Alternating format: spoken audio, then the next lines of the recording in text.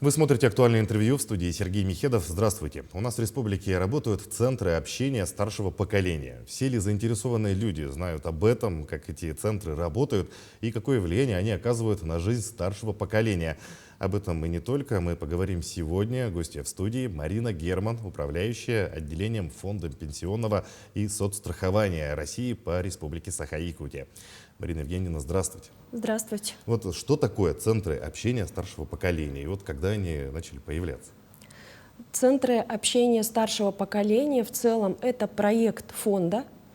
Этот проект был начат в 2022 году и сейчас он продолжает развиваться. Что из себя представляют центры общения? Это специализированная площадка. Она создается, обязательное условие, при клиентских службах отделений. И как раз-таки сопровождение работы центров общения старшего поколения осуществляются специалистами клиентских служб.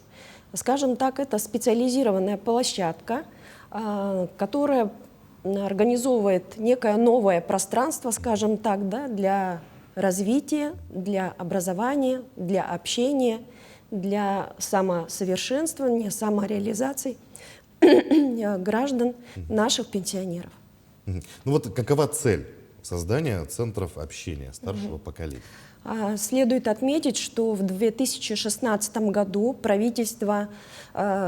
распоряжением правительства была утверждена стратегия действий в интересах граждан старшего поколения до 2025 года.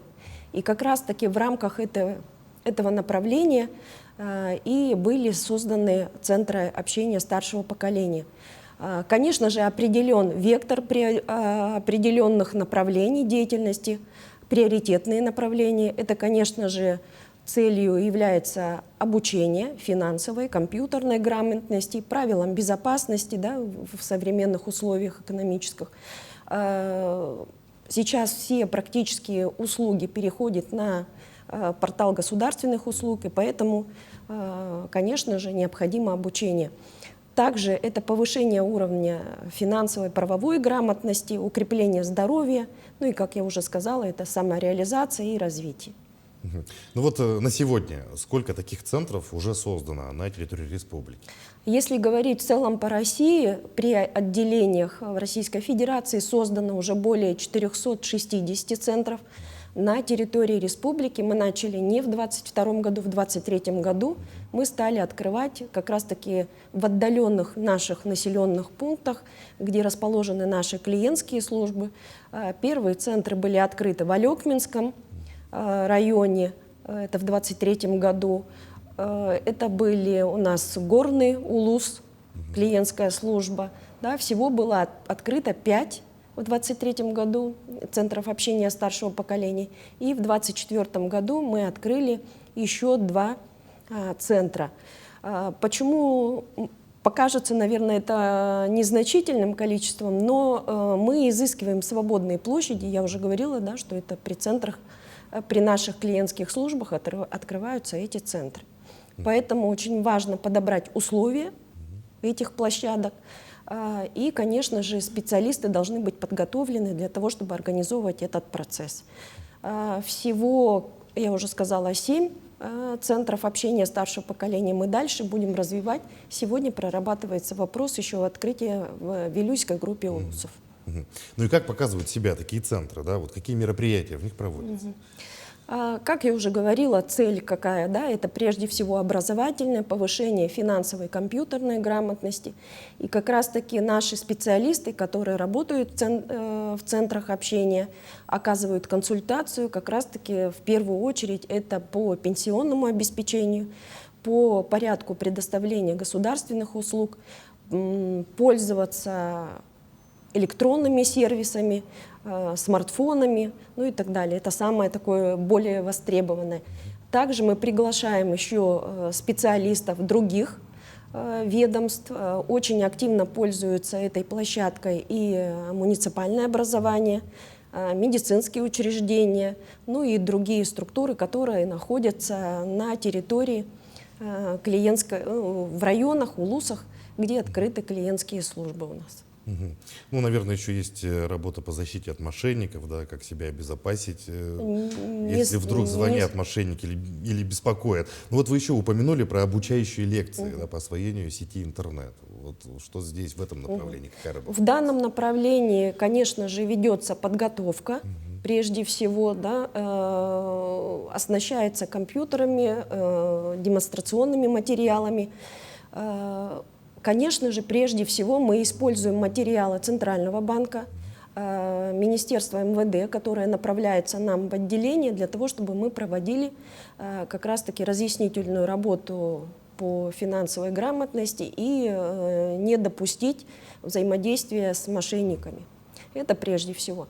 Второе направление, это поскольку у нас государственные услуги оказываются в электронном виде, конечно, мы показываем и рассказываем, как заходить в электронные сервисы, помогаем им зарегистрироваться на портале государственных услуг. И, конечно же, обучение проходит не только вот в части предоставления государственных услуг.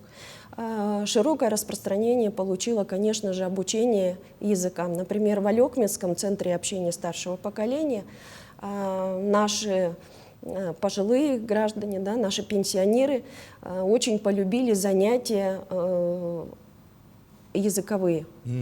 Это якутский, английский и даже китайский язык. Есть преподаватель, приходит на безвозмездной основе, заинтересовал всех посетителей центра общения. И, конечно же, это наиболее востребовано. Вот в Татинском Улусии, который открылся у нас центр, Сайдына, конечно же, там также воспользовались центром и приходящие модераторы, приходящие лекторы, и тоже широко используют, как в образовательную сферу затрагивает, так и обучающую в разных тематиках, можно сказать. Вот. В порядке самообразования, конечно же, граждане наши используют мастер-классы прежде всего. Мы знаем, что наши пенсионеры очень большие рукодельницы, приводят своих мужей, играют на инструментах, ну и думаю, что этот процесс дальше будет развиваться. Как говорится, учиться чему-то новому никогда не поздно. Совершенно верно. Ну вот каковы, да, вообще преимущества посещения такого центра? Почему нужно его посещать? Давайте прежде всего, эти центры открыты прежде всего для создания дружеской атмосферы, общения старшего поколения. Надо отметить, что эти центры посещаются еще и нашими ветеранами, которые очень длительное время проработали в социальной службе. Поэтому они приходят с большой радостью, общаются с нашими коллегами, где-то еще в качестве наставников, наверное, выступают. Прежде всего, конечно же, мы популяризируем центры общения старшего поколения в качестве открытой площадки для дискуссий, площадка для возможностей и других структур, ведомств, которые бы донесли до наших граждан в качестве информирования по той или иной тематике. Ну, вот есть ли примеры, да, успешной работы подобного центра на местах? Вы уже некоторые озвучили. Некоторые озвучили. Хотелось бы еще отметить Центр общения старшего поколения, который у нас открыт в клиентской службе по Горному Улусу. Помимо тех программ, которые я сегодня уже озвучила сейчас, образовательные, да, развивающие, очень широко распространенная сейчас помощь участникам СВО. И как раз-таки на площадке клиентской службы была организована программа, это швейный, как бы мини-швейный цех. Сами женщины принесли швейные машинки, привели своих внучек и помогают шить костюмы, плетут сети, формируют вот эти же свечи, да, которые необходимы сейчас вот будут при наступлении холодов. И вот это получило широкое распространение, конечно же, да, и все подхватили, и другие центры тоже стали вовлекаться. То есть это еще одна площадка для реализации многих-многих направлений работы с нашими пенсионерами. Мгм. А вообще, какую поддержку новым идеям дают сами центры? Да? То есть можно ли обращаться со своими идеями, как их можно реализовывать через центр? Вообще центры у нас, конечно же, как бы в проактивном режиме мы говорим, сами посетители этих центров, сами граждане наши, пенсионеры, конечно же, они предлагают тему для общения, мы не навязываем. И те темы, которые им интересны, мы формируем в планы уже, и как раз-таки вот в этих центрах можно ознакомиться с любым, в любое время, время работы клиентской службы с 9 до 18 часов, прийти, записываться не нужно, доступ не ограничен, прийти ознакомиться с планом, внести свои предложения. И как раз на этих площадках, в центрах общения старшего поколения, уже формируются некие такие группы, сообщества по интересам. И я думаю, что вот когда мы будем открывать в Вилюйской группе улусов, уже представители клиентских служб, руководители, может быть, поедут с нами, поделятся опытом, как проводить мероприятия в центрах общения старшего поколения. Вот сама идея центров старшего поколения действительно очень интересная. Вообще, планируется ли развивать подобные учреждения у нас в республике в будущем? Может быть, раскроете какие-то секреты, дальнейшие планы? Про Вилюйскую группу вы уже сказали. Может быть, что-то еще расскажете? Значит, основным условием, как я уже сказала, это у нас открытие центров на площадках клиентских служб. Поэтому мы изыскиваем возможности свободных площадей для того, чтобы организовать досуг наших пожилых граждан, пенсионеров. Мы очень тесно взаимодействуем и с Союзом пенсионеров, и с Советом ветеранов. Очень активно работаем мы с муниципалитетом, который также предлагает свои мероприятия. И как раз-таки это служит реализацией и продвижением для развития центров общения старшего поколения.